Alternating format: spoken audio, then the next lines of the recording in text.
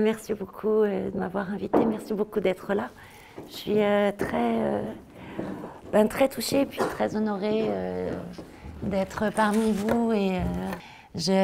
Alors comme Michel l'a dit, il m'a demandé de réfléchir sur, d'angler cette soirée sous l'angle du reflective practitioner qui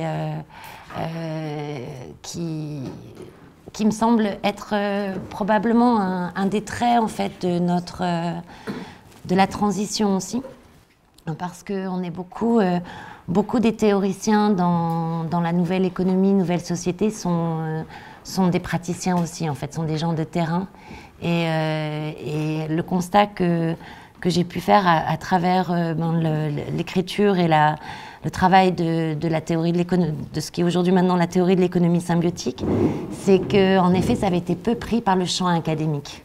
Toutes ces nouvelles logiques ont été peu prises par le champ académique et elles révèlent un nouveau paradigme, en fait, un nouveau paradigme économique, social peut-être, je ne suis pas spécialisée pour le dire,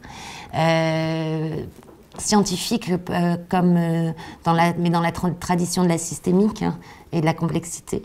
Et c'est probablement ce nouveau paradigme qui dialogue à travers les différents champs sociaux, économiques, notre rapport au vivant, et que nous vivons aujourd'hui, en tout cas que moi j'ai finalement fait dialoguer dans la théorie de l'économie symbiotique. Donc la théorie de l'économie symbiotique, c'est un ouvrage qui est paru il y a 2 ans aux éditions Actes Sud, dans la collection Domaine des possibles de Cyril Dion, qui fait un travail énorme, Cyril, pour la transition, qui a publié aussi des choses comme sur les villes en transition, le manifeste de Négawatt, donc on a le syndrome de l'autruche, on a des choses de regards très très différents, mais toujours sur le même sujet.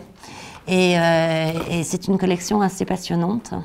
Et lui, il est convaincu qu'il faut produire un nouveau grand récit, qui soit en effet ni celui de l'Apocalypse, enfin qui à la limite veut dire Nouveau Monde, et ni celui de l'âge d'or, et qu'on a besoin de ce récit pour affronter les grandes crises dans lesquelles nous sommes et qui ne vont que s'accentuer, que ce soit la crise des ressources, les crises climatiques, les crises sociales probablement, et qu'il est économique, où on nous dit, et financière, où on nous dit la question n'est pas quand elle va arriver, si elle va arriver, mais quand, et qui est probablement très proche. Donc on voit bien d'ailleurs que depuis ces dernières décennies, quels que soient les domaines, l'amplitude et la fréquence de ces crises augmentent à tous les niveaux, économiques, financières, au niveau des déstabilisations aussi des différents pays via les ressources, et au niveau climatique, et au niveau de la biodiversité également, qui sont très liés. Donc voilà, et la question c'est en effet, est-ce qu'il y a une voie possible de transformation? Si oui, est-ce qu'elle existe? Est-ce qu'elle est concrète? Est-ce qu'elle existe déjà? Et est-ce qu'elle peut, et en quelle mesure, répondre à l'ensemble des enjeux qui nous sont adressés? Moi, je suis une collapsologue. Hein. J'ai écrit le film Home il y a 10 ans maintenant, de Yann Arthus Bertrand, et qui est en fait un film sur l'effondrement, qui n'a pas du tout été vu comme cela, parce que à ce moment-là, on voyait surtout le climat. Et en fait, en réalité, on parle dans ce film, pour vous donner un peu une idée de comment la société est prête à recevoir, on parle 10 minutes du climat dans ce film qui dure 1h30 dans sa version courte. Et ça a été vu comme un film sur le climat. C'était au moment de la conférence de Copenhague, on était vraiment sur le climat, alors qu'on parle avant tout de la biodiversité et de l'effondrement, justement des liens synergiques et de l'effondrement possible. Donc ça n'a été ni vu comme un film sur la biodiversité, ce qui est faux, et encore moins sur l'effondrement. Donc une société, le film a eu un énorme succès, il a été vu par 800 millions de personnes aujourd'hui dans le monde, mais c'est étonnant comment une société ne peut voir que ce à quoi elle est déjà prête en fait. Donc aujourd'hui, moi justement la théorie de l'économie symbiotique, enfin le travail de l'économie sur l'économie symbiotique est issu de ça parce que j'avais pu interviewer, m'entretenir avec tous les grands scientifiques que je lisais au niveau du climat, au niveau de la biodiversité, au niveau des océans. Et du coup, ce qui est intéressant quand on est à une table de café et qu'on discute, eh bien, c'est qu'on peut se faire sortir de la réserve.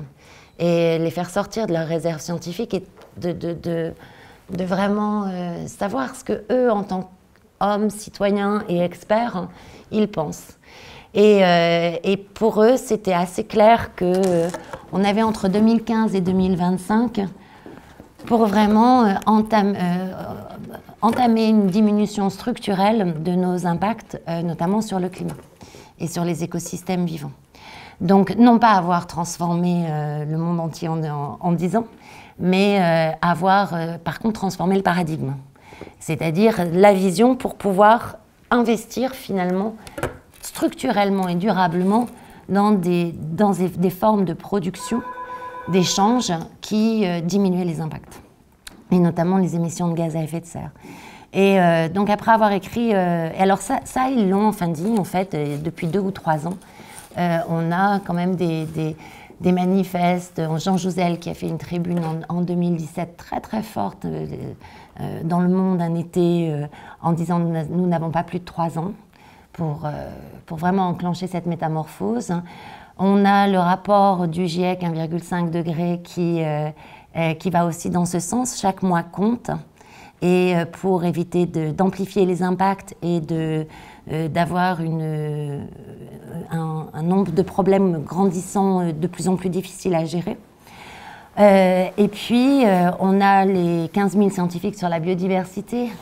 Et puis, on commence à aussi avoir des économistes très classiques qui disent mais en fait, on s'est trompé et on ne sait pas... là, aujourd'hui, la théorie économique classique ne répond pas au problème.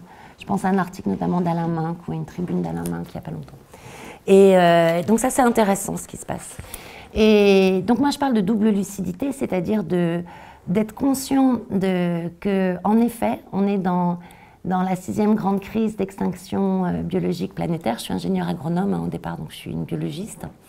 Et que ça, la dernière, c'était il y a 64 millions d'années, qu'on a 200 000 ans. Donc, mathématiquement, c'est simple, on ne l'a jamais vécu. Donc, on n'en a pas de mémoire collective. Donc, on n'en a pas de repère.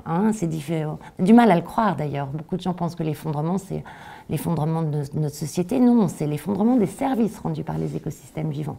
C'est-à-dire l'oxygène. L'oxygène n'était pas présent sur Terre. Dans l'atmosphère primordiale, l'oxygène n'était pas présent. C'est le vivant qui crée l'oxygène. Et c'est vraiment l'apparition de la photosynthèse sur Terre qui transforme l'atmosphère, qui d'ailleurs, 95% de carbone dans l'atmosphère, qui le transforme en fait en roches, les calcaires, sur parfois des kilomètres d'épaisseur, et sur la majeure partie de la Terre. Et en fait, l'oxygène vient de l'eau. Donc, c'est assez fabuleux, ces cycles.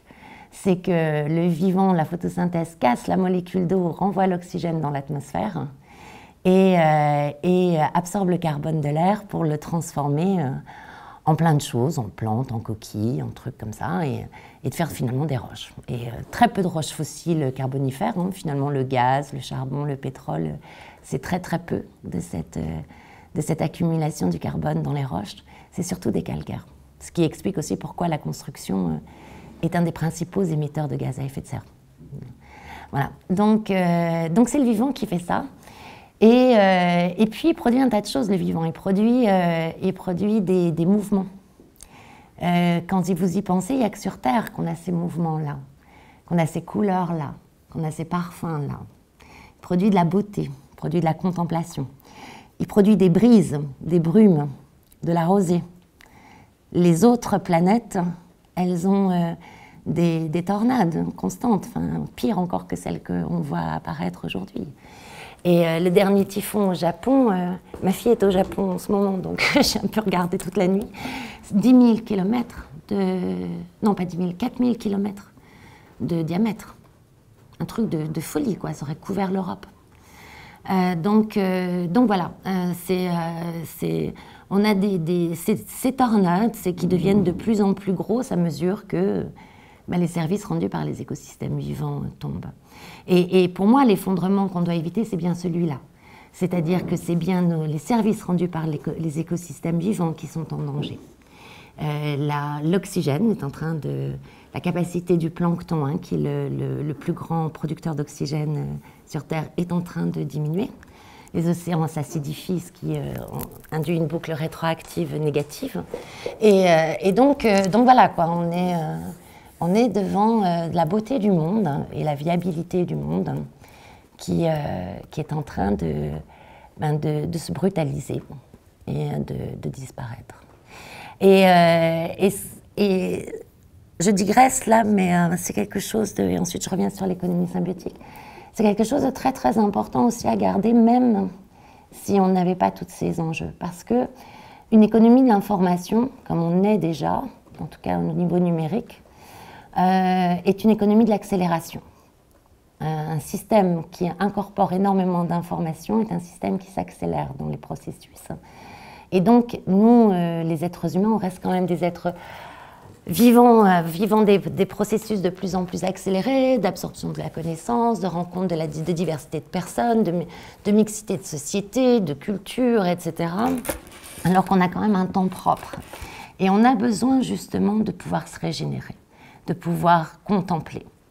Parce que dans le rythme d'une économie de l'information, on a... Le vivant est un des principaux facteurs de régénération mentale, physique, du stress. Je vous conseille le film de Pascal Derme, Natura, qui fait le point sur les dernières études qui ont énormément augmenté ces 10 dernières années. En 90, il y en avait une.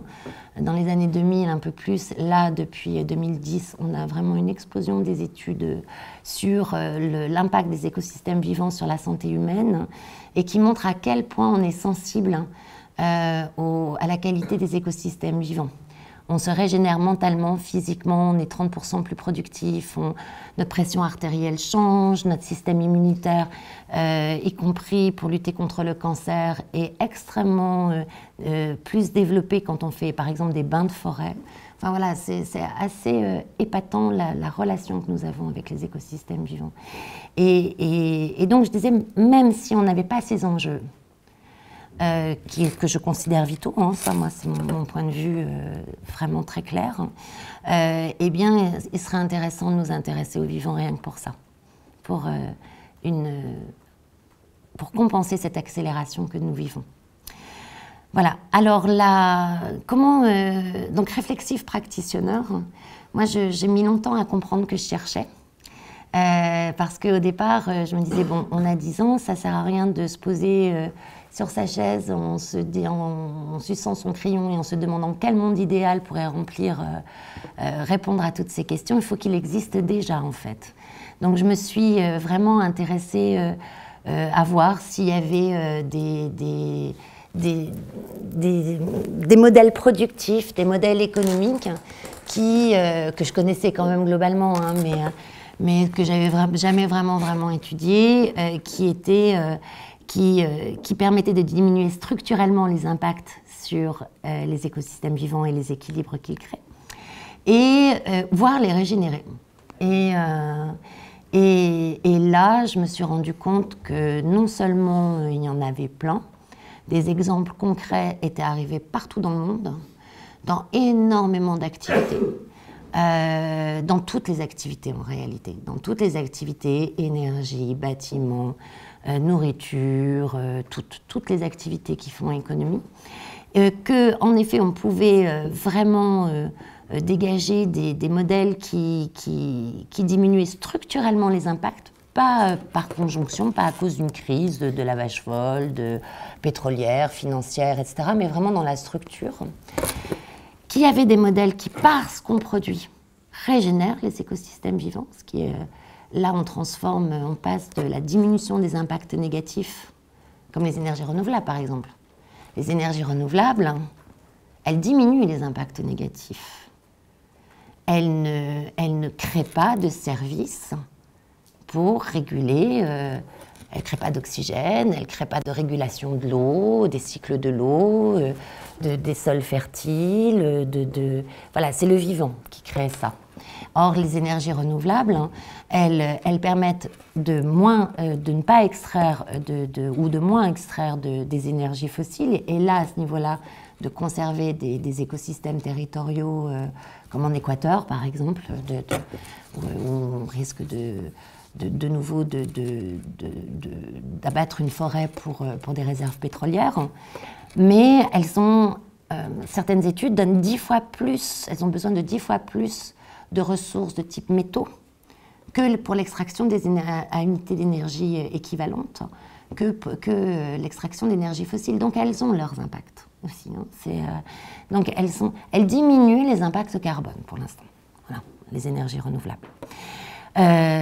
Au niveau des écosystèmes. Par contre, on a des modèles productifs très puissants, en fait, qui se révèlent plus puissants que les modèles traditionnels, qui, parce qu'on produit, régénèrent les écosystèmes vivants. La permaculture, qui aujourd'hui, maintenant, on en entend beaucoup parler, elle est passée dans le langage courant, c'est une philosophie qui peut être appliquée à l'urbanisme, qui peut être appliquée à l'agriculture, et notamment dans le maraîchage, là où elle est la plus appliquée, eh bien, on a systématiquement une production supérieure au mètre carré, et avec systématiquement une captation du carbone dans le sol et un enrichissement en matière organique des sols, un enrichissement de la biodiversité, et de retour aussi des services de régulation de l'eau, de microclimatisation, de régulation des vents, des tempêtes, des sécheresses, des inondations, etc. Et certaines études montrent même qu'elle peut être jusqu'à 10 fois plus productive économiquement en mètre carré. Donc, et elle permet aussi même de remettre l'agriculture dans la ville. Donc, elle s'appuie en fait sur intensifier les mécanismes écologiques naturels. L'urbanisme écologique, c'est exactement la même chose. C'est-à-dire que vous allez pouvoir traiter les eaux usées, y compris les eaux de toilette, les eaux noires, avec des systèmes végétaux et des écosystèmes de grande qualité, parce que sinon ils n'épurent pas, il y a une vraie diversité qu'il faut mettre en place.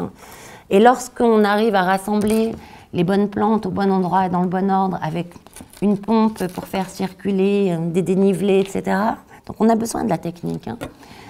On a besoin des grues pour creuser, on a besoin de la pompe et peut-être de l'éolienne pour l'alimenter.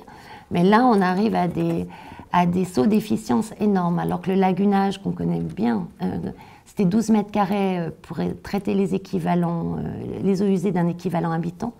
Aujourd'hui, dans des jardins paysagers qui peuvent devenir des squares au milieu des habitations, on est à un rendement de 0,5 à 3 mètres carrés de jardin par équivalent habitant.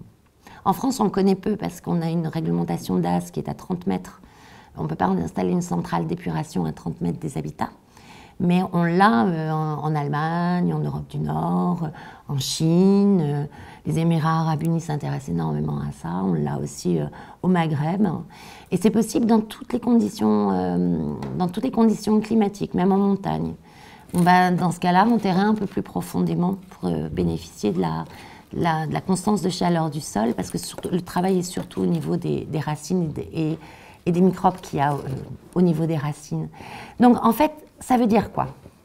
Ça veut dire qu'on transforme déjà des activités, comme je disais, de la pensée d'une diminution de l'impact négatif à, au contraire, produire de l'impact positif.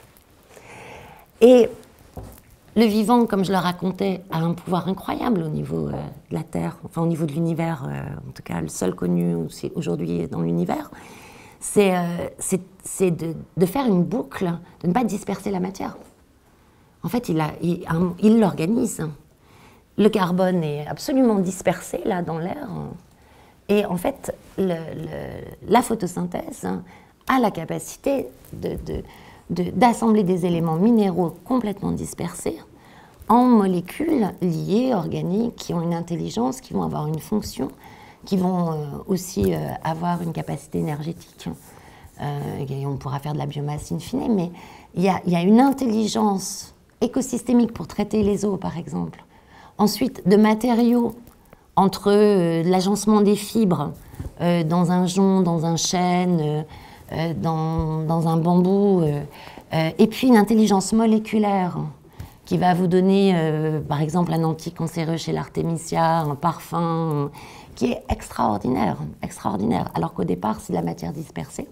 Donc elle a la capacité non seulement d'assembler la matière, de transformer de l'énergie assez peu dispersée aussi en énergie utile, et de le faire elle-même. C'est-à-dire qu'une station d'épuration végétale dépense très très peu d'énergie alimentée par l'extérieur, ce qu'on pourrait appeler de l'énergie technosphérique, en fait, l'énergie de nos machines. Elle assemble, elle a une vraie consommation énergétique, mais qu'elle fait d'elle-même. Et surtout, c'est une consommation d'énergie à externalité positive. On ne pense pas comme ça. Elle consomme bien de l'énergie qui vient du soleil, mais les externalités de cette consommation d'énergie, c'est des parfums, c'est des mouvements, c'est des fonctions écologiques. Et dans la pensée extractive dans laquelle on est, en fait, on ne voit pas ça du tout. Donc voilà, donc moi ça a été au fur et à mesure cette sorte de changement de regard profond que j'ai fait par ma pratique d'agronome, pour dire réflexif practitioner. En fait, j'ai découvert l'agroécologie comment. Je faisais un vue du ciel avec Arthus Bertrand sur l'agriculture, et je voulais absolument qu'on aille chercher dans les agricultures, les techniques agricoles différentes. Et là, tout à coup, j'ai Michel Griffon, qui est vraiment un des très grands spécialistes de l'agroécologie en France, qui me montre, moi qui suis agronome, un champ où on sème sur des couverts, quoi. Et on n'imagine pas semer autrement que sur un sol labouré, un sol nu. Et là, ça semble la pagaille. Et en fait, parce qu'on a choisi les plantes pour l'intensification des mécanismes écologiques du sol et pour leur complémentarité. Et là, on arrive avec beaucoup moins, on arrive à recréer un écosystème, à, au fur et à mesure s'affranchir des intrants, s'affranchir des pesticides, et quand on est très très bon, très technique, et à recréer de la biodiversité, recréer des microclimats, diminuer les charges de l'agriculteur, et avoir une production qui, selon la FAO, serait 70% supérieure au niveau mondial qu'à l'agriculture classique d'aujourd'hui. Donc, non seulement c'est beau, mais en plus c'est plus efficace. Et ça, c'est un vrai changement aussi de regard, c'est-à-dire que c'est qu'on n'est pas habitué à ce qui est beau puisse être efficace et que ce qui est doux puisse être puissant. On est exactement dans le paradigme inverse, en fait, et on utilise nos technologies pour toujours aller plus loin, plus vite, plus fort. Et moi, au fur et à mesure de ces découvertes d'exemples, pour au départ communiquer, mon regard s'est profondément transformé, en fait. Et surtout, il faisait système. C'est-à-dire que pour différencier toutes les fausses bonnes idées, moi, je ne sais pas si certains d'entre vous sont impliqués dans ça, mais pour moi, Desertec, par exemple, dans le Sahara, est une fausse bonne idée. Donc c'est des énergies renouvelables massivement au Maroc et en Algérie. Et puis les exemples qui avaient vraiment les externalités qu'on attendait, eh bien j'ai cherché à les discriminer. Je suis tombée toujours sur les mêmes principes. Et ces principes permettaient aussi de caractériser ces modèles positifs dont je viens de parler. Et puis à des niveaux autant territoriaux que du microprocesseur qui recycle sa chaleur en électricité, quoi. Ça allait du microprocesseur au territoire. Et alors comme j'étais en plus une passionnée de systémique, je me suis dit tiens, que se passe-t-il ? Et je me suis rendu compte ensuite, en découvrant les écrits de Bernard Stiegler, de Michel Bowens, qu'on pouvait décrire l'économie contributive, collaborative, de pair à pair, par les mêmes principes que moi j'avais trouvé, ces 6 principes. Et que même, en fait, ça décrivait aussi toutes les structures juridiques, le fondement des structures juridiques de l'économie sociale et solidaire, et la gouvernance des communs d'Elinor Ostrom. Et qu'en réalité, ça faisait un système complet qui permettait, avec 6 principes de fonctionnement, appliqués autant à ce qui est biosphère que toute la sphère biologique, quoi, notre relation avec la sphère du vivant pour la production, hein, je reste dans le champ économie, la sphère technique et la sphère sociale, hein, en fait, pouvaient se décrire selon les mêmes principes. Et cela de la production jusqu'à la consommation, l'usage et la gouvernance. Puis au fur et à mesure, je voyais des lois aussi, des synergies systématiques s'appliquer. Et puis un jour, j'ai rencontré, donc, pardon, au départ, donc je voyais ça, puis pour toujours dans la réflexive practitioner, je me disais, j'en parle à une amie, je dis, mais je veux faire ce bouquin, etc. Elle me dit, mais c'est pas un essai que tu veux faire. Elle me dit, mais tu fais de la recherche, en fait. Je me dis, mais t'as raison, j'avais fait de la recherche il y a très longtemps, au début de mes études, mais c'était pas du tout le même type de recherche.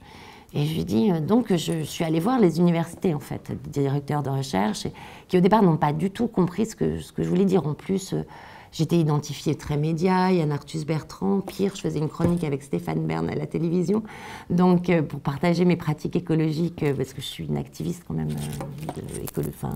sur la prise de conscience écologique. Donc en fait, même si... voilà, ils ne voyaient pas du tout où je voulais aller, c'était trop transdisciplinaire, c'était pas les méthodes habituelles. Et puis un jour, c'est le directeur du Centre de l'énergie de Polytechnique, hein, de l'école Polytechnique fédérale de Lausanne, et qui m'entend en conférence, parce que du coup, j'ai monté mon entreprise pour conseiller les organisations, les entreprises, etc., sur ces logiques-là, pour pouvoir en vivre. Et puis, je faisais des conférences, etc., pour raconter qu'on pouvait régénérer ses œufs en faisant son omelette, quoi. Donc, c'était pas confortable, hein, au début. Et il me dit, mais ça m'intéresse ce que vous racontez. Est-ce que vous pouvez me prouver que vous avez les conditions nécessaires et suffisantes à la durabilité? Alors, je savais comment j'avais discriminé mes principes. Hein. Je savais que je couvrais toutes les activités et finalement toutes les ressources. Donc, je dis oui. Mais simplement, je l'avais fait de façon très itérative. Et conditions nécessaires et suffisantes, ben, ça rappelle... les probas, les modèles mathématiques, les théories des ensembles, etc. Alors je repars dans mes cours de prépa en me disant, mon Dieu, en fait, comment j'ai fait, quoi? Qu'est-ce que j'ai fait finalement? Je savais que j'avais appliqué une rigueur, mais je ne savais pas exactement, je l'avais, voilà, Et donc là, je retombe sur toutes les lois de proba et tout, et je me dis non, c'est pas de la proba parce que c'est pas une récurrence dans le temps. C'est de la redondance dans des systèmes. Et au fur et à mesure, comme ça, mais je vais vous dire clairement comment j'ai fait. Moi, j'étais Noël chez ma mère. Ça a duré, je crois, 72 heures où j'ai pas dormi, où j'ai pris mon truc et je transformais les théorèmes, axiomes, etc., des probas avec les équivalents, en fait, en mots, hein, les équivalents pour de passer de la récurrence du temps à l'observation de systèmes permanents, et c'est là que j'arrive à des choses qui enfin me reparlent, et finalement j'ai démontré donc cet ensemble de conditions nécessaires et suffisantes grâce à la théorie des ensembles, et en montrant que ça formait un ensemble de variables qui étaient à la fois collectivement exhaustives et mutuellement exclusives, et qui pouvaient décrire précisément et chaque logique économique et productive par des combinaisons uniques, mais aussi, et c'est ça qui est le plus important, je crois, les externalités. C'est-à-dire qu'on peut prédire, et c'est comme ça que j'ai eu mes lois, c'est-à-dire que dans mon observation et dans mon modèle, quand je cochais les externalités produites et les principes et les ressources mises en place, on a des combinaisons systématiques qui peuvent vous dire que quand on a une régénération des écosystèmes vivants et de ces services dont on dépend pour la vie, dont je parlais tout à l'heure, eh bien, ça correspond à une combinaison typique de ces 6 principes liés aux ressources et aux champs d'application. Donc, il y a 5 ressources, énergie, matière, information, c'est-à-dire les 5 ressources physiques de tout système. Puis ensuite, il y a les capacités vivantes spécifiques et les capacités spécifiquement humaines. Je vous en parlerai si vous voulez, je trouve ça passionnant, la distinction entre les deux, parce que ça nous fait revoir aussi l'humain différemment et le vivant différemment. Et puis, il y a la production, les 3 autres variables, c'est production, consommation, usage et gouvernance et redistribution de la valeur. Et il n'y a surtout pas, ça aussi c'est très intéressant, il n'y a surtout pas la distribution. C'est parce que c'est une économie directe. Et dès que vous mettez la distribution, le modèle tombe. Or, la définition de l'économie aujourd'hui inclut la distribution. Et ce qui est très intéressant, c'est que les seules définitions que j'ai trouvées structurelles de l'économie correspondant à ce modèle, c'est de la préhistoire. Voilà. Il y avait, la relation était directe en fait. Même s'il y avait mondialisation des échanges, la relation était directe entre le producteur et celui qui allait acheter, l'acheteur. Donc voilà. Et donc, régénération écologique, c'est une certaine combinaison. Diminution diminution des impacts sur augmentation de l'efficience matière et énergétique, c'est une certaine combinaison. Quand on a des sauts radicaux d'efficience où à chaque fois on a x10, c'est aussi, ça correspond à une règle très particulière. C'est la même combinaison, mais au niveau autant du producteur que de l'usager. Par exemple, ça correspond à l'économie de fonctionnalité. On boucle le cycle entre le producteur et le consommateur, où il y a justement, où on n'est plus possesseur de ces biens d'équipement. On les loue, on en loue l'usage. Et là, la matière revient systématiquement au fabricant, qui peut la réutiliser. Voilà. Donc voilà, la régénération sociale, c'est une combinaison. Voilà. Donc évidemment, au départ, quand j'ai dit ça aussi à des gens comme Dominique Bourg, qui a finalement préfacé mon livre, ça lui a fait peur. Moi, je lui racontais, je lui dis, mais c'est comme une machine à laver. Mais vraiment, je vous raconte, on est entre nous, je vous raconte, c'est ce que m'a demandé, Michel. Donc, je vous raconte comment ça s'est passé. Je lui dis, mais l'idée, absolument la plus mauvaise que j'ai eue probablement de l'année, je lui dis, c'est comme une machine à laver, tu tournes 3 boutons, et puis en fait, tu as tes combinaisons et tu sors ça. Lui, c'est un philosophe, vous imaginez? Donc il m'a dit, mais ça me fait très peur ton truc. Sauf que, en fait, dans ces variables, il y a les valeurs. Dans ces variables, il y a les émotions. Dans ces variables, il y a les territoires d'intérêt commun. Il y a ce qui va nous unir. Il y a même... Et les valeurs, c'est une économie qui se structure autour des valeurs. C'est une économie en fait aspirationnelle. Les gens se rencontrent évidemment selon leurs intérêts convergents, mais aussi selon leurs aspirations communes. Et donc voilà. Et il y a des choses qu'on peut mesurer par des indicateurs de flux qui ont des unités, des rapports, l'énergie par rapport à la matière consommée, même l'information, même si c'est beaucoup plus difficile. Puis il y a des choses qu'on ne peut pas mesurer par des indicateurs quantitatifs. On peut dire si c'est là ou si ce n'est pas là. Et là, la piste que j'ai aujourd'hui pour mesurer ça, c'est probablement justement les archétypes. Parce que finalement, la fertilité, le sentiment de bien-être, d'être dans un environnement porteur, etc., ça correspond à des grands archétypes. Et ce qui m'avait mis sur cette piste-là, c'est que après avoir écrit Home, en fait pendant 4 ans, j'ai absolument rien écrit, donc moi qui vivais de l'écriture, c'était pas facile, parce que j'étais en train de trouver l'économie symbiotique en fait. Mais en fait, ça a été 4 ans de maturation où normalement je devais écrire la suite de Home, qui s'appelait Human, qui a donné un film, mais qui n'est pas du tout celui auquel moi je devais contribuer, qui était l'idée de départ, et je me demandais comment parler de l'humain à tous, quelles que soient nos cultures et tout, parce qu'avec Home, on avait parlé de la Terre à tous, mais l'humain, vous imaginez? Comment un occidental en plus va parler de l'humain à des gens en Guinée, Papouasie, enfin qui vivent des trucs. Donc je me suis rendu compte qu'en fait, ce qui nous reliait, c'était les grands archétypes. Je me suis tournée vers les mythologies. J'ai beaucoup lu à ce moment-là Mircea Eliade, etc. Et puis je prenais les livres de mes enfants, en fait, de mythologie grecque, machin, bidule, et je me suis dit, mais c'est ça, en fait, c'est nos grands archétypes. Et là, plus tard, beaucoup plus tard, avec l'économie symbiotique, je me rends compte que ces grands archétypes, donc qui correspondent à des grandes figures de dieux, de déesses, de machins, de bidules, des fées, alors dans nos cultures c'est les fées, dans d'autres ça va être d'autres choses, eh bien c'est finalement l'émergence de ces systèmes. C'est dans un sol agricole, ça va être la fertilité, ça va être l'abondance, la prospérité, c'est ces choses qu'on ne peut pas mesurer par des flux, qui, eux, montrent la dynamique des ressources dans le système, mais l'émergence du système, ce qui sort des synergies et qui correspond à certaines variables du modèle.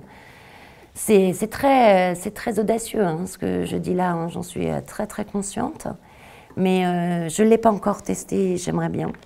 Mais je me demande si ça ne correspond pas à nos grands archétypes en réalité. Voilà. Donc voilà, c'est ce croisement de chemins, de découvertes, de sérendipité, comme je disais dans le texte de présentation, qui m'a vraiment... et de ne pas savoir que je cherchais, qui a amené à la théorie. Maintenant, là, ça fait 2 ans que le livre est sorti. Il va paraître en Chine l'année prochaine. Normalement, aux États-Unis... Il a déjà 1 an de retard aux États-Unis, mais normalement, ça devrait être l'année prochaine. C'est pas sûr, parce que la maison d'édition a des problèmes. Il devrait, dans la foulée, paraître au Japon, qui attend l'édition américaine pour y aller. J'ai beaucoup de retours de chercheurs de toutes les disciplines qui se retrouvent dans le paradigme. Là, pour les municipales, il y a des candidats, y compris de villes intéressantes, hein, d'une certaine taille, qui ont créé leur programme selon l'économie symbiotique. On a des endroits qui veulent devenir démonstrateurs de l'économie symbiotique. Aujourd'hui, l'entreprise n'est vraiment pas le bon véhicule parce que je fais trop d'intérêt général. Donc, on est en discussion avec plusieurs fondations pour ou créer un programme économie symbiotique ou héberger la fondation de l'économie symbiotique et faire ces programmes de formation, action, recherche que moi je fais au niveau des entreprises et des territoires. Mais là, de les faire vraiment, de passer à l'échelle et de pouvoir créer des chaires d'entreprise, des chaires partenariales pour mettre en place ça et surtout connecter ce qui existe déjà. Je reçois à peu près 1 mail par jour depuis 2 ans et je n'arrive pas à répondre. Hein. J'ai 2 ans de mails de retard. Et pour justement pouvoir structurer tout ça parce que en fait, ça ne fait que identifier un mouvement qui existe depuis 50 ans. On a à peu près une échelle de temps à peu près constante qui correspond aussi à l'apparition des méthodes qui correspondent aussi à ce paradigme-là, qui sont, en tout cas pour moi, la systémique. Michel préfère appeler ça la complexité. Moi, j'ai toujours pas tout à fait compris la différence entre les deux. Et surtout, ce qui est très intéressant, c'est qu'on a l'équivalent au niveau sociologique avec ceux qui défendent la classe des créatifs culturels et qui correspond à une certaine classe en marketing aussi, qui s'appelle les LOAS, et qui a été aussi identifié spontanément, qui est une découverte, qui était de 4% dans les années 60 et qui représenterait aujourd'hui 30 voire 40%, 30 à 40% de la population des pays industrialisés. Donc en fait, moi, c'est pour ça que je parle de la double lucidité, c'est qu'il faut être très conscient, selon moi, des risques auxquels on est confronté. Moi, j'ai envie de les prendre au sérieux. C'est peut-être qu'on se trompe, hein, mais si l'ensemble de ces scientifiques-là ne se trompent pas, le risque auquel on est confronté est majeur, quoi. Et moi, j'ai pas envie de le prendre. Voilà. Donc, Voilà. Et en même temps, la double lucidité sur le fait qu'en fait, on a un changement extrêmement profond qui s'est passé dans toutes les disciplines, toutes les activités, tous les continents, dans les pays pauvres comme riches, dans les milieux ruraux comme urbains, et dans les pays chauds comme froids, vraiment sous tous les climats, les continents, etc. On a la même logique qui est apparue et qui est d'une extraordinaire cohérence, sans concertation. Et on a vraiment cette échelle de temps de 50 ans. Il n'y a que les coopératives, le mouvement coopératif qui lui a 150 ans. On ne peut pas dire non plus que l'économie circulaire soit très nouveau, mais par contre, elle a été théorisée ces 50 dernières années. Et ce qui veut dire, le grand message, c'est quoi? Ça veut dire que les 2 générations nécessaires au changement, qu'on dit normalement, enfin, je parle sous la gouverne de probablement des sociologues bien meilleurs que moi et historiens dans cette salle, les 2 générations nécessaires au changement sont derrière nous. Elles sont derrière nous. On ne les voit pas. Je pense qu'on a été dans une phase de développement. Le développement en biologie, c'est la phase du bourgeon, en fait, où on met en place tous les organes. Dans un bourgeon que vous ne voyez pas encore sur la branche, tous les organes sont mis en place. Ça prend énormément d'énergie.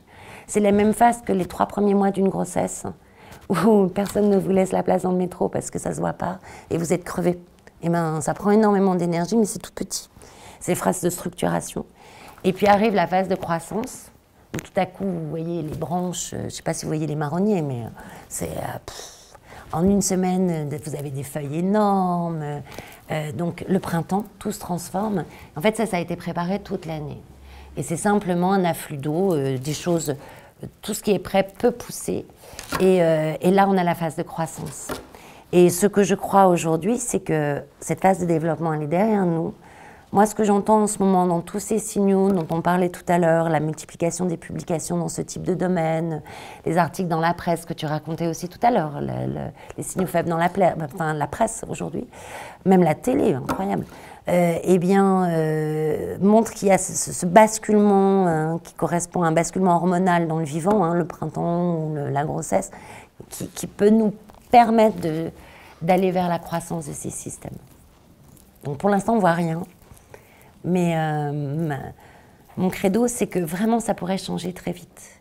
Mon credo aussi, c'est que comme c'est une économie des territoires, qui part des territoires, qui crée de la prospérité territoriale, qui crée de la croissance économique, mais pas du tout de la même façon. Plus on va vers le zéro extraction, en fait, plus on crée de la croissance économique en partant du local, eh bien, pardon, j'ai perdu. Oui, c'est que, en fait, c'est vraiment une économie de réseau et que pour affronter les crises auxquelles, en tout cas moi, je crois, on s'en réfère toujours à une sorte de gouvernance, enfin beaucoup, de moins en moins heureusement, à une sorte de gouvernance mondiale qui réglerait les choses ou à s'en remettre au niveau national.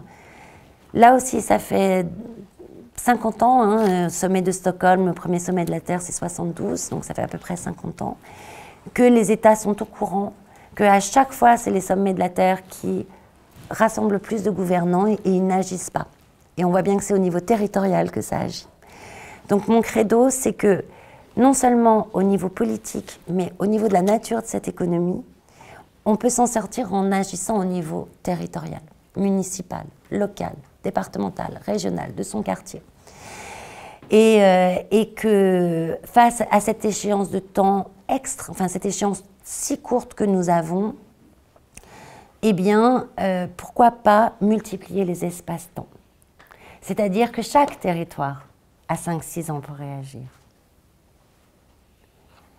Alors que si vous pensez faire changer, convaincre là-bas, là-haut, là, faire changer les lois, qui est le temps de consensus, etc., et de désapplication, là, on sait bien qu'on n'a pas le temps.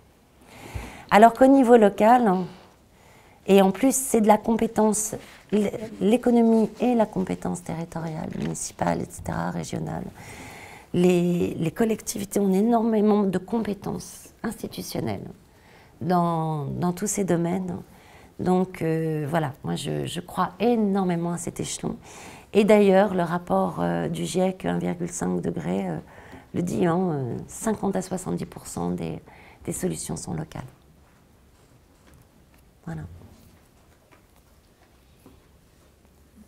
Je vous remercie. Donc, ce que tu dis est très cohérent. Ça aurait été bien qu'on l'applique à la fin de la Deuxième Guerre mondiale. Ah ben oui. Malheureusement, on n'en est plus là. Et j'ai entendu Hervé Le Treut cet été, qui est extraordinairement inquiet. Et donc, on va devoir faire face, dans les décennies qui viennent, à des événements comparables à ce qui est arrivé au Sahara vers moins 10 000. Je ne sais pas si tu as vu la vidéo qui a été faite par les chercheurs américains sur l'évolution du Sahara, qui était un endroit verdoyant avec de l'eau douce, et la population a dû partir. Donc on a devant nous quelque chose qui est beaucoup plus dramatique que de se dire, il y a 50 ans, il aurait fallu faire de l'économie symbiotique. Donc j'aimerais quand même que tu nous dises ce que tu en penses. Alors, c'est vraiment intéressant le rapport 1,5 degré. Chaque mois compte. Il faut vraiment aller le lire.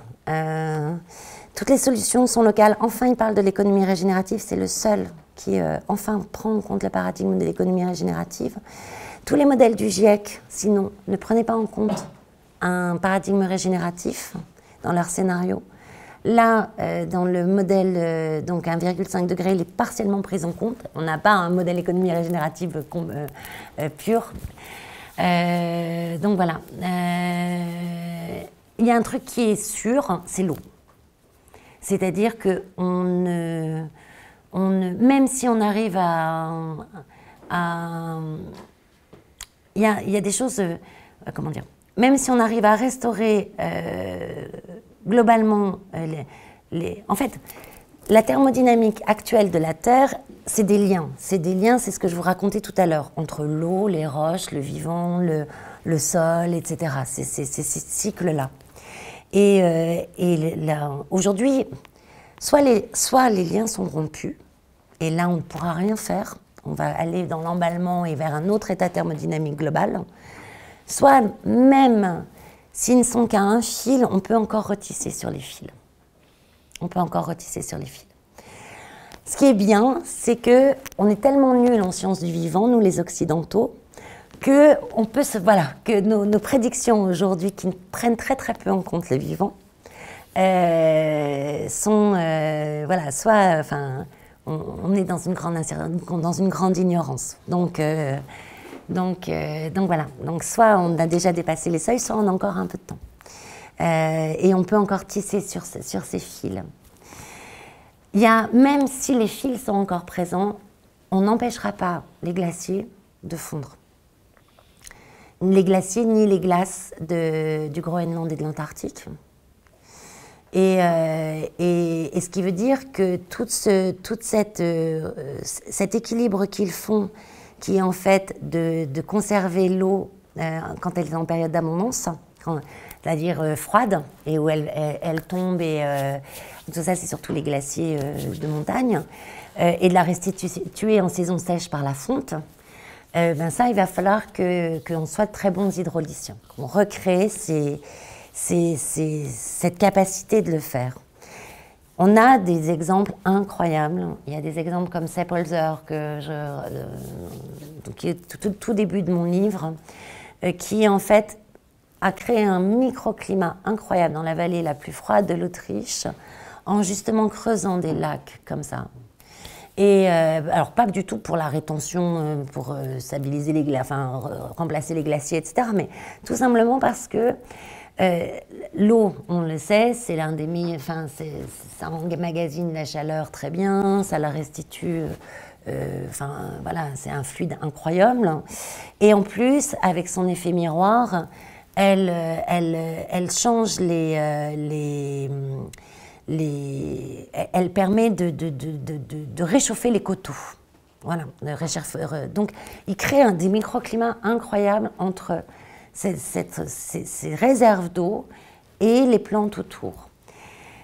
Si on a, là justement, l'État vient d'autoriser des très grandes réserves, je ne sais plus combien, je crois, 20, enfin des très grandes réserves d'eau. Si on les fait dans le système classique, en béton, standard, machin, etc., non seulement on aura des problèmes de la garder propre, pure, de méthanisation, de défoncer les écosystèmes, de répartition de l'eau pour la production très très fort, mais en plus elle ne rendra pas de service. Elle ne rendra pas de service. Si on prend des systèmes comme Sapolzer par exemple, avec ces rétentions d'eau qui sont en même temps des zones humides, en même temps des berges, en même temps des miroirs pour les... Enfin, là, on peut créer des jardins incroyables et renforcer la production dans les zones où elles seront mises. Donc, ça devient à la fois un pis-aller et à la fois une opportunité. Le Groenland et l'Antarctique, l'Antarctique font à une vitesse avec des mécanismes qu'on avait déjà vus au Groenland, c'est-à-dire que l'eau ne regèle pas dans l'épaisseur de la glace, mais va jusqu'en bas et en fait crée un tapis roulant qui fait que ça fracture encore plus les glaciers. Mais en plus, on a un phénomène de pétage de la glace comme ça à l'intérieur qui est comparable. Une dernière étude, je n'ai pas vu de controverse sur celle-là, mais en tout cas, elle montre que l'Antarctique est prêt à éclater comme des bulles de champagne à cause de ce phénomène-là, en fait. Et ce qui est terrible pour l'Antarctique, c'est que l'Antarctique est tellement lourd, la calotte glaciaire est tellement lourde, qu'elle plonge le continent dans le manteau. Je ne sais plus si c'est 30 ou 300 mètres. Et hors de l'Antarctique par la plupart des failles tectoniques de la planète. Donc, alors ça, ce ne serait pas pour ce siècle. Mais si vous combinez tous ces facteurs, ça veut dire que non seulement le niveau de l'eau de la mer va augmenter, ça ne va pas être seulement les côtes qui vont être sous l'eau.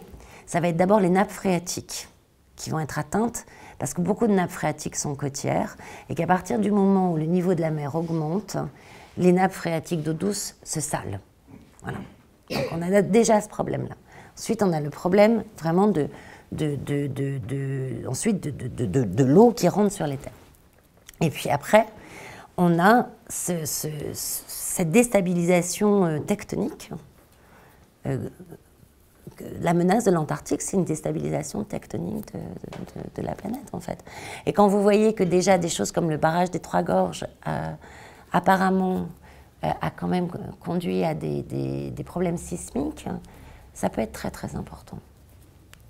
Et ça, on ne l'évitera pas. Ça, on ne l'évitera pas. Par contre, si on garde, moi, c'est ça mon credo, s'ils ne sont pas brisés, si on a les fils, on peut encore tisser dessus. On peut peut-être dans une terre plus restreinte, mais recréer des écosystèmes foisonnants. La barrière verte au Sahara donne des très très bons résultats. On a des programmes en dessous. On a des programmes de reforestation par les tribus indigènes en Amazonie qui donnent des très très bons résultats sur la régénération de la forêt primaire. Donc voilà. C'est possible, ça c'est possible. Mais par contre, l'eau, on va devoir devenir des très bons hydrauliciens. Le facteur limitant premier qui va peut-être nous arriver, c'est la question de l'eau douce, qui n'est pas en grande quantité présente à la surface de la planète en réalité, et qui est absolument indispensable pour la vie humaine et l'agriculture, donc la nourriture, etc. Donc une partie de ce qu'on pourrait appeler l'économie symbiotique avec tout un tas de pratiques, la permaculture, etc. J'ai bien peur qu'elle ne soit pas en l'état extrêmement favorisée par cette crise de l'eau douce. Donc est-ce qu'on n'est pas face à une situation où il va falloir d'abord, j'ai envie de dire, sauver les meubles, c'est-à-dire éviter à l'humanité de connaître des famines ravageuses, etc., en basculant sur des choses qui ne sont pas du tout symbiotiques, qui sont de l'agriculture complètement artificialisée, là je provoque, hein, mais en sous-sol, j'en sais rien. Et ensuite, se poser la question effectivement de restaurer les écosystèmes dans leur capacité planétaire à gérer ces grands cycles, mais dans un second temps, et que peut-être l'économie symbiotique que vous décrivez, elle n'arrivera qu'en 2200 ou quand on aura passé cette grande crise qui est devant nous. Dans la grande chance de l'économie symbiotique, c'est qu'elle est extrêmement efficiente. Elle est plus efficiente que les systèmes existants. Quand ils réussissent, parce que c'est une économie de la collaboration, donc c'est pas facile. Alors, un aspect que j'ai pas du tout là abordé quand j'en parlais, c'est la technologie. C'est-à-dire que on va vers des systèmes très technologiques, hein, mais qui vont quand même vers le zéro extraction. Je peux vous raconter, si vous voulez, en 5 minutes, comment l'industrie automobile peut régénérer les sols. En ayant une voiture individuelle. Même si vous ne la possédez pas. Individuelle mutualisée en réalité, mais vous pouvez la garer chez vous. Donc ça, si vous voulez, on peut en parler. On peut même parler du numérique. Donc, elle est plus efficiente. Par contre, elle ne sert pas du tout les mêmes acteurs. Elle est beaucoup moins capitalistique. Elle ne sert pas surtout les acteurs extractifs. Donc, autant les transformateurs, tout ce qui est équipement, etc. On a plein d'entreprises, y compris des multinationales, qui ont intérêt à passer à l'économie symbiotique. C'est très difficile parce que c'est un changement de culture et d'organisation totale. Mais par contre, ils le peuvent. Et de toute façon, ils seront disruptés par des acteurs en réseau. Parce qu'en fait, la théorie de l'économie symbiotique, elle décrit aussi la nouvelle économie. Mais y compris celle qui n'est pas le modèle, en tout cas. Mais celle qui utilise ces mécanismes productifs en réseau, mais qui ont gardé une gouvernance extrêmement capitalistique. C'est Google, c'est Facebook, etc. Voilà. Eux, leurs mécanismes productifs, c'est le big data, tout ça, c'est descriptible selon le modèle de l'économie symbiotique. Mais ils n'en utilisent pas la gouvernance. Et du coup, ça devient terrible en termes parce qu'ils utilisent des mécanismes très, très efficients et sans partager la gouvernance. Du coup, c'est encore pire. Ça crée de l'hypercapitalisme. Mais surtout, vous ne pouvez pas... En fait, les moyens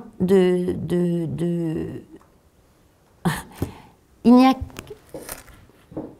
a que des brins d'herbe, des arbres et des fleurs qui vont pouvoir, et des microbes, qui vont pouvoir sauver les services rendus par les écosystèmes vivants, qui sont à l'origine des équilibres planétaires. Donc vous ne pouvez pas vous dire, si on va vers une agriculture hyper technologisée, vous ne sauverez pas ça. Par exemple, ce que je veux dire par là, c'est que c'est un choix à faire. Ce sont des choix à faire. Et ce qui est sûr, c'est que dans les systèmes ultra-technologiques, ce n'est pas eux qui reconstituent les services rendus par les écosystèmes vivants. Donc vous allez gérer l'eau à un endroit d'une telle façon pour les agriculteurs qui pourront se la payer, presque personne. Et donc en fait, c'est l'agriculture des fonds d'investissement qui va venir. C'est exactement ça. On a déjà des terres françaises qui sont achetées par la Chine, en France en ce moment. Exactement comme il se passe en Afrique et en Amérique du Sud, la Chine, mais en tout cas les fonds d'investissement américains, eux, sont sur l'Amérique du Sud. Donc on a même du land grabbing en France maintenant, d'accord, par la Chine. Donc c'est un choix. Attendez, je voulais vous dire autre chose. Oui, et ensuite le problème de l'eau douce, la quantité d'eau douce. Le problème, c'est qu'on la voit pour chaque usage. On la voit même comme un déchet. Les villes, aujourd'hui, considèrent l'eau comme un déchet. On la gère comme un déchet.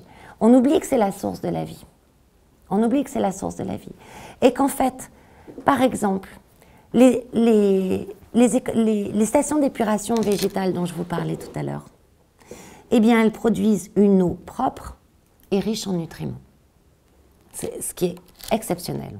Et en fait, à partir du moment où, et une qualité haute baignade, ce que ne produisent pas les centrales d'épuration classiques, à partir du moment où vous pouvez faire circuler de l'eau, où chaque fois qu'il y a un humain, de toute façon, il y a des eaux usées, et que vous pouvez la faire circuler dans ces centrales d'épuration qui rentrent en plus en résonance avec les systèmes permacoles qui en ont besoin, ils ont besoin d'écosystèmes aquatiques comme ça pour pouvoir devenir hyper productifs. Ensuite, donc, vous les faites aller dans les champs de permaculture ou dans les serres et que vous la retournez ensuite à l'écosystème naturel, le plus important, c'est de faire circuler cette eau. Alors qu'aujourd'hui, pourquoi on a des problèmes de quantité d'eau douce? C'est parce que, un, on la pollue. Le vrai problème, il est la pollution de l'eau. Et deux, on l'extrait, on la prend pour un usage, ensuite on la renvoie dans l'écosystème naturel pollué sans la faire circuler entre les circuits de production. Et même dans des endroits où il y en a très très peu, encore une expérience de Sapolzer au Portugal, qui a recréé vraiment un oasis, d'ailleurs c'est l'origine des oasis, peu d'eau, mais qu'on refait circuler, et qui a recréé un développement territorial économique important. Mais attention, hein, je ne dis pas que ça va être facile, je dis que c'est possible. Je ne dis pas que c'est probable, je dis que c'est possible. Ce que je crois, c'est que c'est à nous de le rendre probable. Ce qui s'est passé au Sahara, est-ce que c'était lié à l'activité humaine? Et ce qui se passe aujourd'hui, dans quelle mesure est-ce que l'activité humaine y contribue?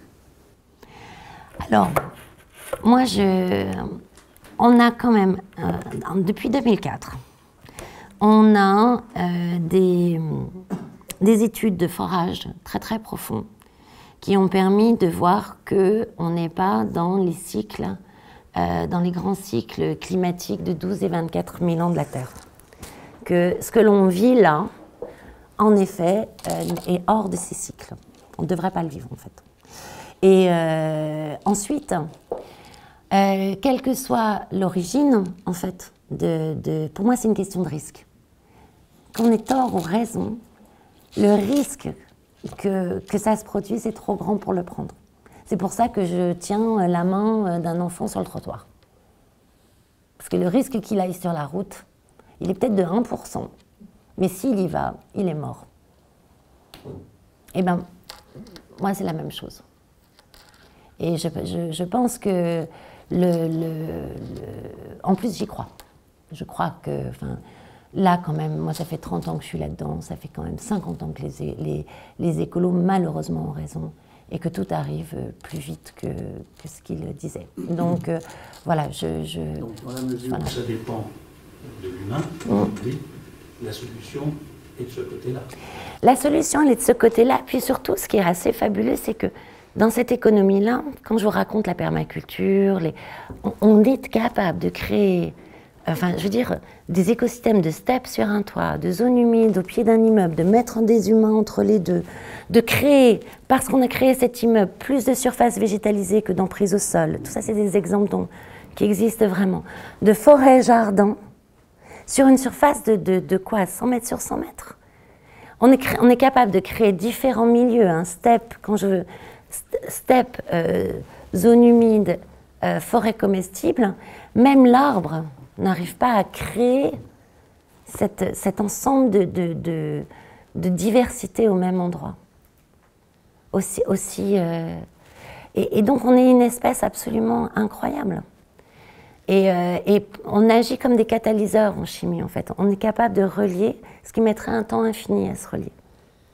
Ou des protéines, c'est pareil. Et si on prend notre intelligence au service du lien et des synergies, notre technologie non plus au service du plus vite, plus fort, plus loin, etc., mais au service là aussi du lien et des synergies, alors on est capable de faire très vite. Je travaille aussi avec des peuples indigènes, justement, sur ces régénérations. Je les rencontre. On aimerait travailler ensemble. Et il y en a certains qui justement, enseignent l'économie symbiotique, d'ailleurs, pour pas que les gens vendent leurs terres.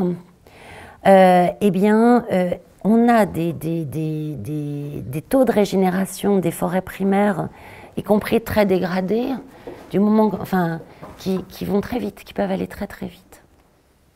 Mais il faut changer de mindset.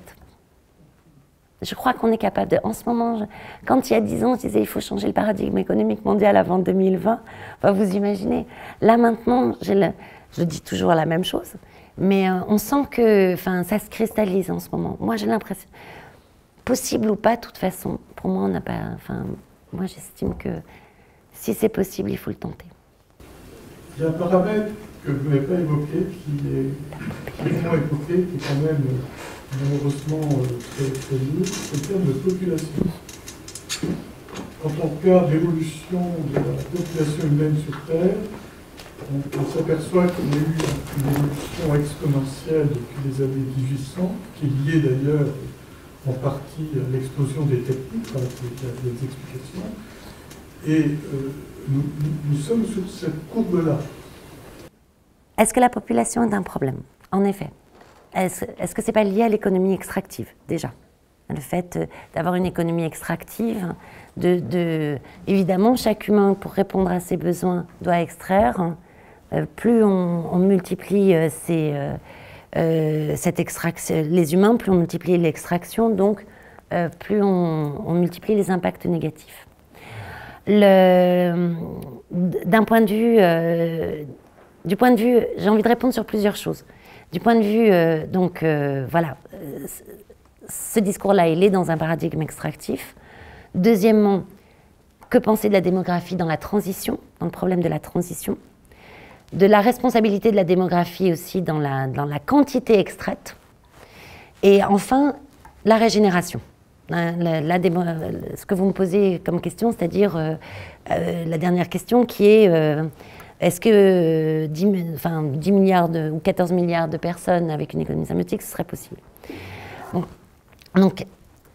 Voilà, tout ça c'est dit dans une économie extractive. Deux, dans la transition, je pense qu'aujourd'hui on voit bien qu'on a commencé par ça. Si on avait réagi dans les années 50, plus tard on réagit, plus on est en danger. Donc en fait, notre vrai problème, il est l'adaptation. Or, plus une société est vieillissante, moins elle est adaptative. Je me demande vraiment, aujourd'hui, si on avait décidé de ne plus faire d'enfants il y a 20 ans, les lycéens nous font énormément de bien là, et ils secouent énormément parce qu'ils refusent ça, et ils nous interpellent, pas seulement les dirigeants, ils interpellent la génération du dessus. Plus une société est jeune, plus elle sait s'adapter. Moins on a d'enfants, plus on a une société vieillissante, plus a priori on a une société qui aura du mal à s'adapter. Donc ça, c'est pour la transition. Ensuite, sur qui consomme.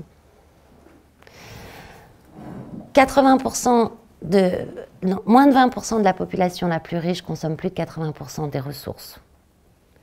On a un problème de concentration en Afrique. On a le problème de Lagos, par exemple, qui devient infernal en violence, en pollution, etc. Parce qu'on a une concentration de la pauvreté sans urbanisation. Là ça c'est terrible. Donc c'est plus des problèmes de concentration que de masse et comment ça se produit. Et même en termes de tranche d'âge, c'est dans les 20 dernières années de notre vie qu'on consomme le plus dans les pays occidentalisés, en fait, aujourd'hui en tout cas. Donc, qu'est-ce qu'on fait? On tue les plus vieux ou on empêche les plus jeunes de naître? Je ne sais pas, c'est une question éthique. Moi, je refuse de... Je pense que la démographie est un faux problème, hein. C'est pour ça aussi que je dis tout ça. Ensuite, en économie régénératrice, les rapports de la FAO, évidemment, on n'a pas de projection là-dessus. Mais le rapport de la FAO, par exemple, dit que, oui, avec une agriculture régénératrice, on peut assumer largement 10 milliards. Il faut savoir quand même que 40% de la production mondiale est perdue et va aux agrocarburants ou à l'élevage. C'est même plus que 40% la totalité. Donc, dans une économie de circuit court, ce qui ne tient pas dans une économie symbiotique, c'est l'avion comme on le prend et la viande comme on la mange. C'est les deux seules choses qui sont obligées de décroître. Donc voilà, moi je pense que c'est bien plus les modes de production, les modes de capitalisation aussi aujourd'hui, qui sont en cause que la démographie, et que surtout n'arrêtons pas de faire des enfants, sinon on saura de moins en moins s'adapter. c'est mon credo. Oui, puis pour préciser ma pensée, je ne suis pas pour pulluler, etc. En effet, on a une régulation démographique qui se fait a priori et en plus qui dépend beaucoup de l'éducation des femmes. C'est le premier facteur de régulation démographique, qui est aussi l'éducation des femmes, un des premiers facteurs d'augmentation du PIB, de partage de la valeur au niveau local, de protection de la biodiversité au niveau local, etc. Enfin, donc l'éducation des femmes est extrêmement importante. Et donc, en effet, moi je parle à une stabilisation à 10 milliards. Mais ce que je veux dire, c'est que, enfin, pour moi, c'est encore un réflexe. Vous voyez, un des grands... Une des grandes fractures qu'apporte le paradigme régénératif ou symbiotique, etc., c'est de reconnaître notre appartenance au vivant et de refaire alliance. Et de nouveau, là, avec la démographie, j'ai essayé par les chiffres de montrer que, est-ce que c'est le vrai problème? J'en suis pas sûre. Mais en plus, on continue dans ce paradigme de dire, mais bon sang, cette pulsion de vie, qu'est-ce que vous nous embêtez avec elle? Vous voyez, on est dans le même paradigme. Alors que je pense qu'il faut profondément se reposer la question de ce que ça veut dire être vivant. J'avais une question, pour revenir sur ma question, c'est y a-t-il quelque chose à remettre en cause sur le gaspillage? Et donc la question c'est, dans votre analyse là, est-ce qu'il y a aussi, je dirais, une remise en cause, une orientation de vie, comment dirais-je, plus simple? Alors, je ne sais pas ce que c'est une vie plus simple. Hein. Je pense qu'on est de toute façon... L'économie de la symbiotique est une économie de l'information, donc c'est aussi une économie d'accélération. Mais qui a au moins... prenons vie simple. Prenons économie de l'information. J'ai deux questions. On sait qu'on est dans une économie de l'information d'un point de vue technologique et de toutes les informations qu'on peut s'échanger au niveau humain. Par contre, dire qu'on est dans une économie de l'information au moment où la biodiversité a une telle chute et une telle disparition des espèces, je me dis que décidément, on n'arrive vraiment pas à considérer le vivant. Parce que c'est hallucinant, on est dans une économie de destruction de l'information absolument incroyable. Donc voilà, c'est toujours pour dire, rappelons-nous que nous sommes des êtres vivants et reconnectons-nous aux vivants. Donc voilà. Donc, est-ce que c'est une vie plus simple que d'être avec son smartphone dans la poche, de pouvoir en effet se connecter à des gens qui vivent à 8 heures de décalage de chez nous et pourtant transmettre des idées et peut-être une recette de tracteur et puis et d'être face à des iris, des joncs et des nénuphars sur une terrasse de café, parce que c'est ça la ville symbiotique, hein. C'est une ville de tiers-lieux, une ville d'écosystèmes vivants très maillés à l'écosystème social, parce que c'est là où c'est plus productif, et une ville numérique. Je ne sais pas si c'est une vie plus simple. Vous voyez, c'est pas une vie qui retourne en arrière. On a l'impression que ça retourne en arrière parce qu'il y a une forme de lenteur et de contemplation qui revient, mais en même temps dans de l'accélération. Donc, je sais pas. Je crois pas que ce soit une vie plus simple. C'est une vie très connectée, de réseau. Moi, je reconnais plus personne. Je retiens plus un nom parce que je connais trop de gens. Et on vit tout ça, je crois, en ce moment. Plus on est... Voilà, c'est horrible. Hein, mais en même temps, c'est une vie plus locale aussi, pourtant. Mais en même temps, plus connectée à l'extérieur. Donc, sur tout ce qui est technologique et le numérique, etc., sur la quantité de données échangées et de données dites inutiles, c'est pareil, qu'est-ce qui est utile, qu'est-ce qui n'est pas, j'en sais rien. Mais ça, c'est vrai que ça, par contre, il faudrait faire les analyses, ça, je n'en sais rien. Ça, c'est quelque chose, l'inflation de données, notamment les jeux vidéo en ligne. Le jeu collaboratif, c'est juste hallucinant, la quantité de données que ça... Le flux que ça prend, oui, c'est énorme. En même temps, nos gamins, moi je vois, hein, en plus moi le père de mes enfants est un geek, c'est-à-dire qu'on a bientôt 50 ans, et à 12 ans il programmait, donc vous voyez, c'est vraiment un geek, un vrai geek. Et bien, donc j'ai des enfants qui sont entre leur maman très dans les champs, etc., enfin voilà, ce genre de choses, et en même temps un papa très geek. Et je me rends compte combien, en même temps, notre environnement extérieur, j'ai peu de choses à leur proposer finalement en ville pour les sortir de leurs écrans. On n'est pas, même moi, petite, je pouvais encore aller me balader dans les champs, beaucoup moins que mes parents, mais je pouvais sortir de la maison, prendre mon vélo, etc. Aujourd'hui, nos enfants, il n'y a vraiment plus beaucoup d'endroits. Leur père à Paris pouvait s'échapper dans la rue, aller jouer avec les copains et tout ça dans la rue, à Paris. Et nos enfants aujourd'hui ont beaucoup moins, et nous beaucoup moins que leurs parents. Donc on n'a pas, malheureusement, il n'y a pas grand-chose à leur proposer d'alternatif aux écrans. Donc c'est difficile pour eux de sortir, c'est vrai. Donc voilà. Donc je ne sais pas pour l'inflation de la donnée. Ce dont on n'a pas parlé, c'est vraiment la pensée industrielle. D'un point de vue symbiotique, c'est une pensée d'interopérabilité, modularité, et plus personne vraiment ne possède ces biens d'équipement. Je prends la voiture. L'automobile, par exemple, on a des industries aujourd'hui, le pilote existe et il est industrialisable. C'est Swatch, en fait, qui en est responsable. Ça s'appelle la Soft Car, c'est en Suisse. Pour moi, c'est la voiture la plus aboutie. Elle est biomimétique, donc elle réduit les contraintes mécaniques autrement. En étant électrique, elle est électrique, donc elle peut utiliser des biomatériaux. Il y a moins de déperdition thermique, les biomatériaux sont sensibles à la chaleur. Donc elle utilise des biomatériaux. Eh bien, elle arrive, la combinaison de ça, plus une pensée vraiment d'interopérable, de pièces interopérables et modulaires, eh bien, elle arrive à moins de 2000 pièces d'assemblage, plutôt que 40 000 en moyenne pour une voiture électrique classique. Résultat, elle est moins onéreuse à assembler à la main, même dans un pays comme la Suisse, que par robot ou que dans les pays en Europe centrale ou en Chine. Résultat, elle est assemblable dans des hangars pour une production normale de voitures, dans des hangars de moins de 3000 m². Donc, correspondent à nos friches industrielles, même en cœur de ville.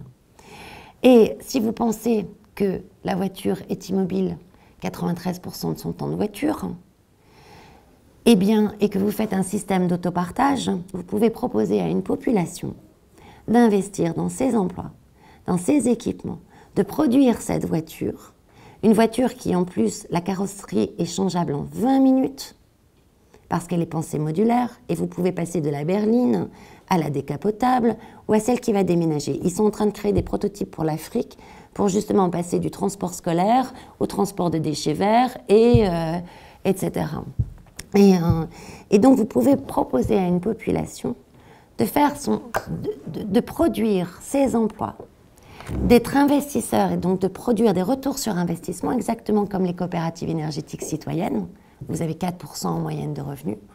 Alors c'est rien pour un grand fonds, mais pour la population c'est beaucoup. C'est un des meilleurs placements. Et donc créer ses emplois, ses revenus, ses biens d'équipement et son lien social en coopérative, comme les coopératives énergétiques, avec les municipalités, voire avec les fabricants. Et comme elle est en biomatériaux, elle est teintable dans la masse, zéro pollution. Le lin et le chanvre et les amidons elle est 100% biodégradable, elles sont produits aujourd'hui en Belgique, circuit court. Et lorsque vous avez des systèmes comme ça, l'utilisation de la voiture, pour le même service, le nombre de voitures diminue de 3 à 15.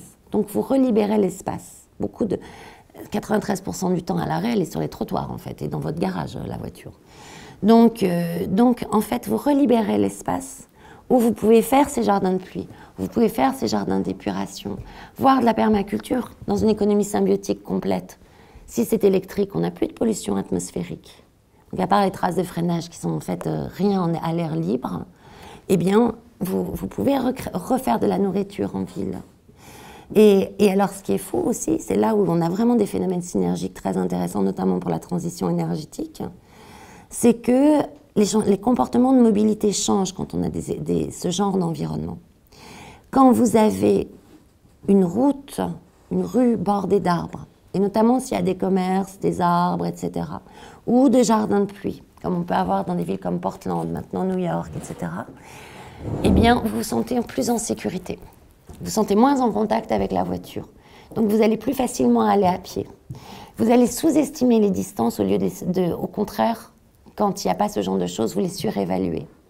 Et on s'aperçoit que les parents envoient plus facilement les enfants à l'école, surtout les filles, plus de liens sociaux, plus on peut pratiquer ces écosystèmes vivants, c'est-à-dire ou faire du jogging, ou encore mieux cultiver, ou faire du jardinage, se rencontrer, faire des pique-niques, eh bien en fait plus les comportements changent. Et à Portland, où ils ont uniquement, sur deux grands axes, ils ont fait traiter les îles, ils n'avaient plus d'argent, années 70, complètement la ville, déprise totale, plus que 7% du commerce en centre-ville.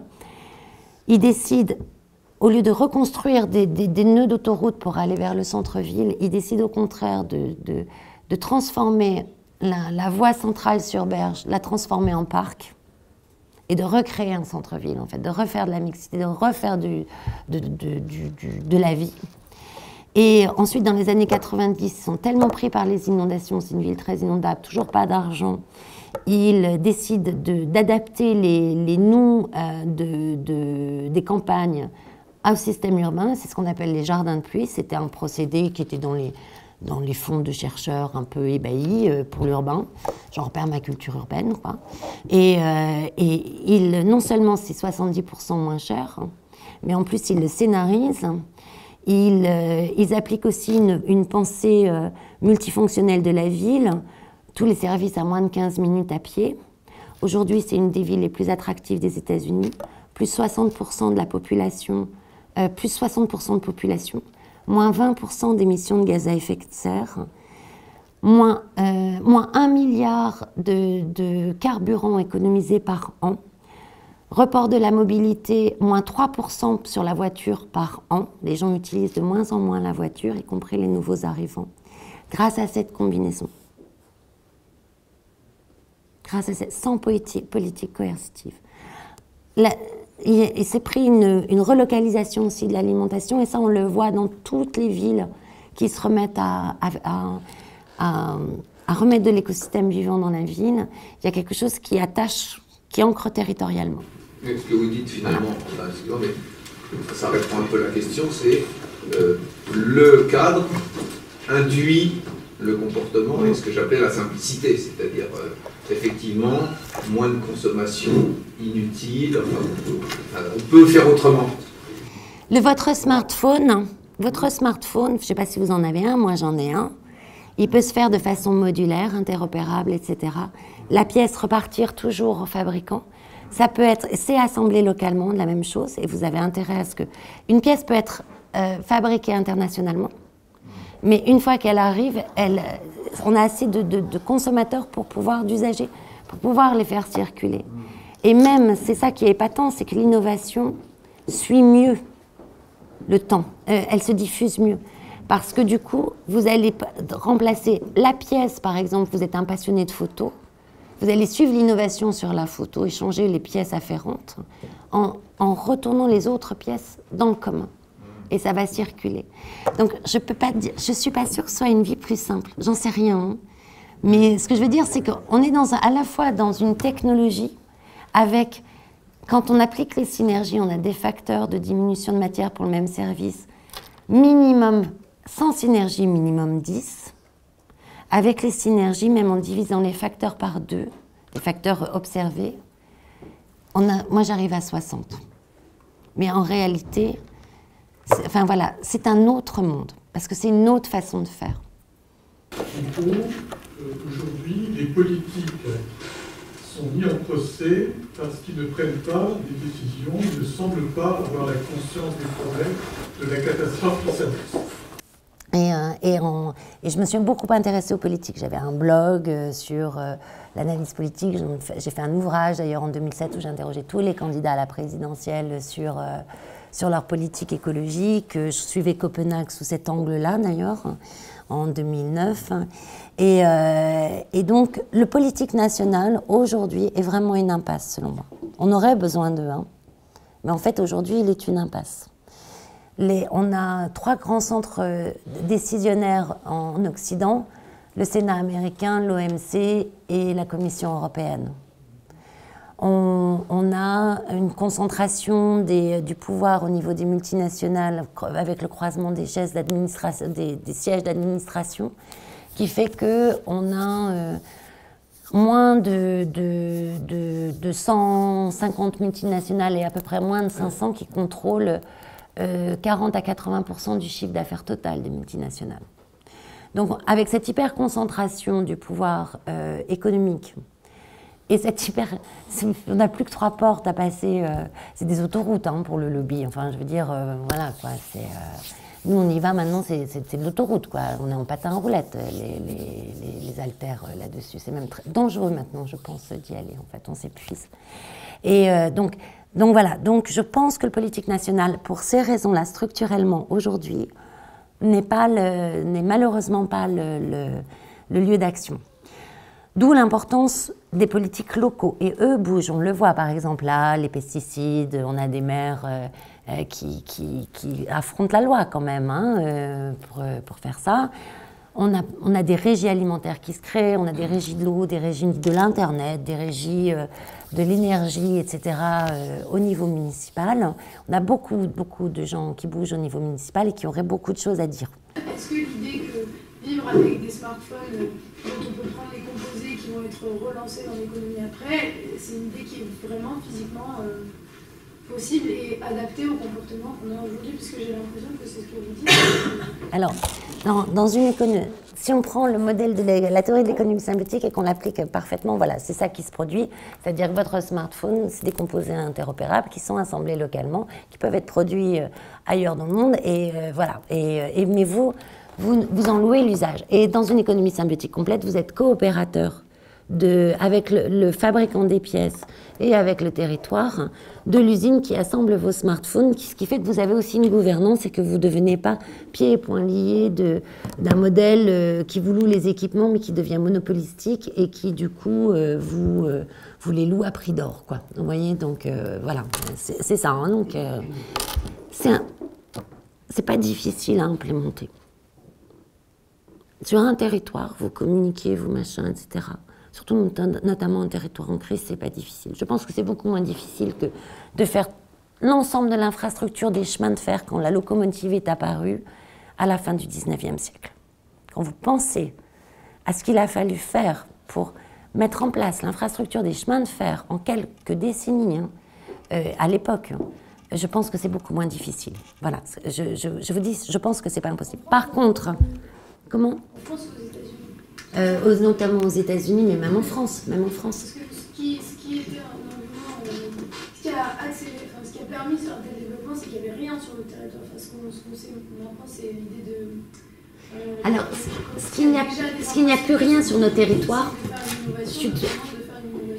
Tout à fait. Et ce qu'il n'y a plus rien sur nos territoires, c'est de l'emploi. C'est pour ça que je disais, je parlais de proposer à une population de créer ces emplois. C'est de l'emploi, c'est du sens, c'est du lien social. Les Gilets jaunes sont énormément sur le lien social aussi, sur la récupération du pouvoir. C'est de la fracture sociale entre, justement, je reprends les Gilets jaunes, le problème d'être dépendant de sa voiture, hein, parce que le travail, la maison et le travail sont à 30-50 km, c'est un vrai problème.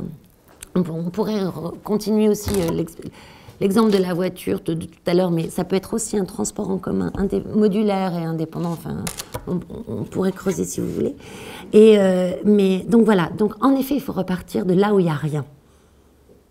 Là où, et notamment toutes ces villes intermédiaires qui sont les grandes perdantes, où le commerce s'en va, où les commerçants sont prêts aussi à s'investir pour recréer du centre-ville vivant et ils ne croient plus au projet. Bon, alors je veux redynamiser mon territoire. Alors peut-être qu'il y a des gens de chez vous qui sont dans ces grands cabinets de conseil stratégique, et on va vous faire une politique touristique et tout le monde va être super touristique. Enfin, il faut arrêter, quoi. Ça fait 30 ans qu'on dit au territoire, on leur propose des politiques touristiques pour se revitaliser. Non. Il faut remettre de la production. mais une production faite autrement, mais vraiment. Et qui est sur des modèles non pas linéaires, mais en écosystème, et qui en effet par contre demande l'implication de tout le monde. Voilà. Et ça, je pense que c'est impossible à faire au niveau national de proposer comme ça. Mais au niveau d'un territoire, oui, c'est possible. Des territoires l'ont fait pour l'alimentation, et pas encore pour les biens d'équipement. Et il y a des fabricants, y compris des leaders internationaux qui sont intéressés par ça. Et pour l'Afrique, on a on a aujourd'hui voilà, on a des grands acteurs français qui veulent prendre le territoire de l'Afrique et qui sont aussi parmi ceux qui réfléchissent le plus, on pourrait développer des modèles très très intéressants de circuits courts, régénératifs au niveau agricole, coopératifs au niveau de la transformation alimentaire, enfin, oui. Merci.